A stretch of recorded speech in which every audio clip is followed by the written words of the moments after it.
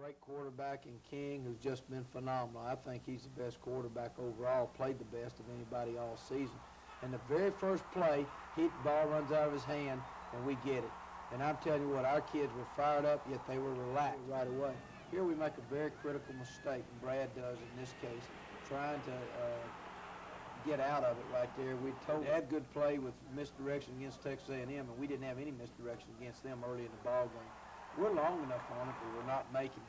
I think our kicking game, again, we just have not been effective there, and that has been a winning edge. We just haven't been able to put 5 interceptions in 10 ball games. That's tremendous, and they are a good team. Here he comes out, he can run the ball. We're doing a good job containing that case. Play action, and they have great speed at their wideouts, and they'll go all the way. That's the type of nature they are, and when you keep the game close where they can run their play actions, then you got a hard way to go. Look at this play. Great play by Bobby Joe, and a super blocking by our defense.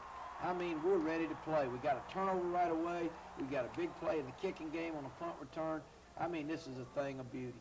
Now we're going to take this one in the score. Got the ball at midfield. Brad steps up in here, throws that ball. Who's going to catch it?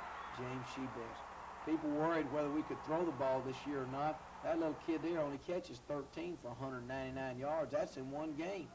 Here is Derek Knight Train coming through there and making a good cut. They've been the heart of our whole attack. You got to make things go. We come back here and watch this throwing catch. Just like you draw it up on the board, isn't it? Holy Toledo, is that a thing of beauty? I'm telling you, and that's their best defensive cornerback on that side, too. The highest one-loss percentage in the country in the last 3 or 4 years. They have that much talent right there on their team. Here's King throwing the ball in a good play. New to SMU is how well that King could replace McElhaney. Of course, they come in there and they kick this field goal, and their field goal kicker, of course, is deadly, 3 for 3, right up in the middle. And doggone it, we're going back to throw the ball here, and Danny misreads this one. Look at that lick on Bobby Joe. And we turn the ball over on our end of the field. Big play here, 3rd down and 4. I mean, you're just sitting there with dynamite keg at all times, what they can do. Great lick right here. And Nick Miller just really pounds him on the shoulder. We're still trying to block it. We think we got a chance in there, but we don't hit it. This youngster, I think... we put 2 new passes in, and both of them worked. Here's the option play, and we just do a poor job of blocking, and we don't do one of the best things. Other than the one punt Texas ran back on us, I think that's been the most productive thing we've done. And then look at the very first play. They go here, DePard breaks loose,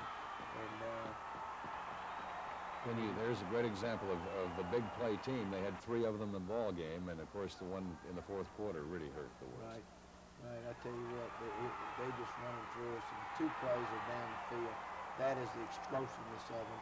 Jeff Atkins ran that other one, and DePard runs this one on in. And in strength, hey, we saw Roger Craig run night 4, 2 nights 4 now. I'm telling you, he is explosive. Of course, he played for them also. Now they're going to go for 2 points, and they get the ball in on the 2-point play. So we turned it over on our end of the field, and they get an easy trap man that we were really hoping to trap. Got some good protection here, Danny, and Danny throws this one up for grabs right here. We do a poor job of this, of getting open there. Our receiver actually gets knocked down on the ground, and Danny thought he'd gotten back up, and he had not gotten back up. Again, we've turned it over on our end of the field, on the 45 again. That's just not good. And look here, the very first play, they come back and throw another play around the football lot. When we come up against a team like this that just is big and awesome and physical, we just going to have to be more physical.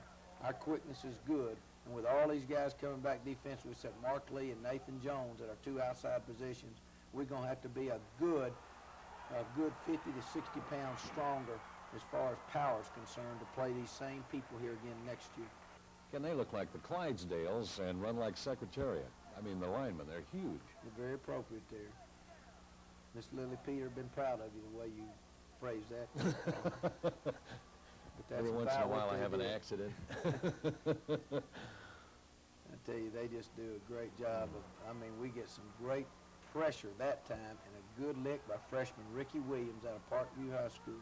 He is going to be, I've mentioned that before, and he's going to be an outstanding linebacker. Good job here. good job here. I mean, of holding him right there and making him overthrow that tight end. And so they try for 3 points again. Look at them. Here they are again. So 2 of the turnovers, we really turned the ball over on their end of the field again, and we're coming up and we're going to throw a mistake right here. I believe this is the play right here. Brad throws the ball in the hole. And this is a play he would like to have back, and more importantly, I would like to have that back. And we turn the ball over again. Holy Toledo.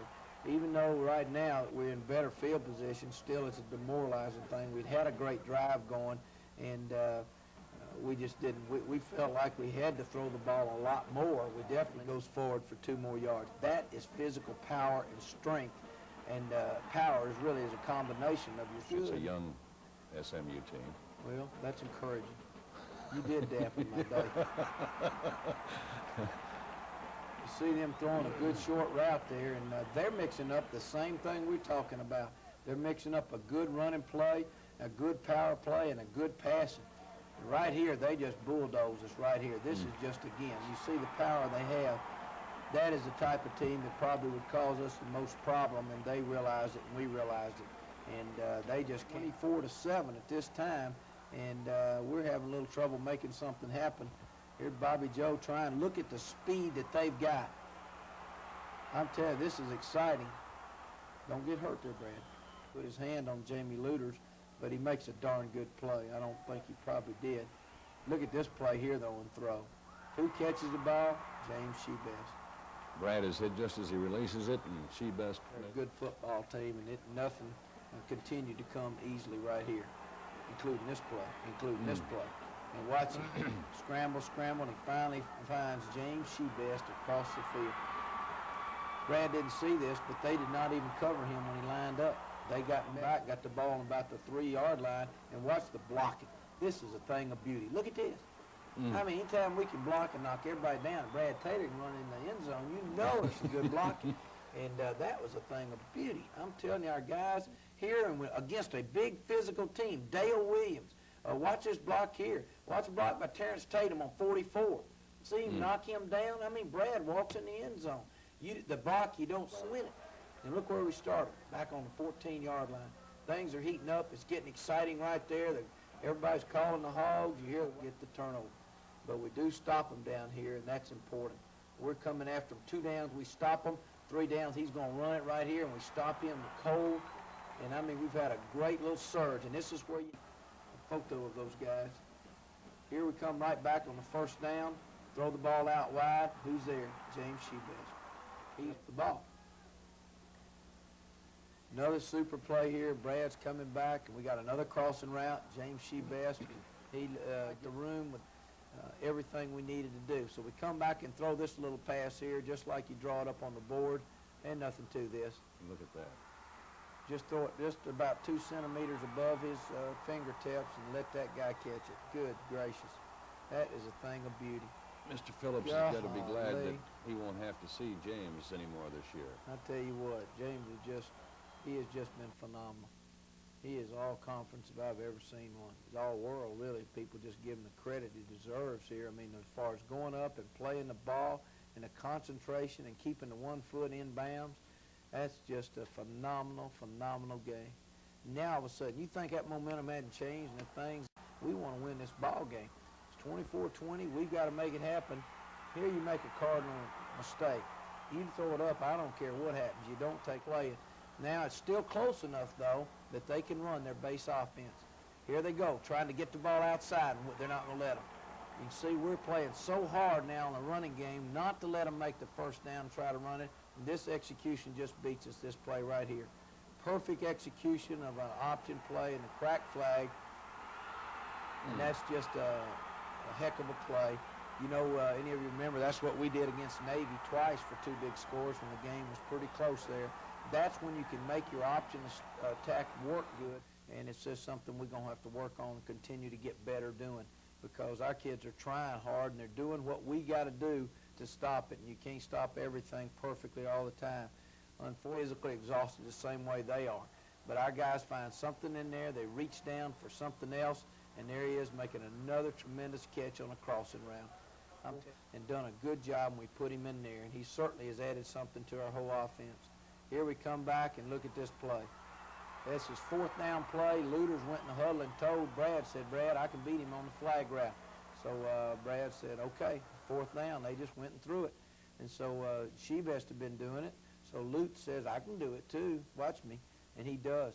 Brad throws the ball right on the money. This is a fourth down play now. We lose the ball right here, and he just flat gets the ball in the end zone, and we score that quickly. Now, all of a sudden, we're back in the ball game.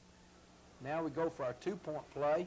This is another two-point play we had in the game. We didn't make the other one. We come up with this one, Jamie Looters again. I'm telling you what, this is a team player, a walk-on guy who got a scholarship, who earned a scholarship, and look what he's done.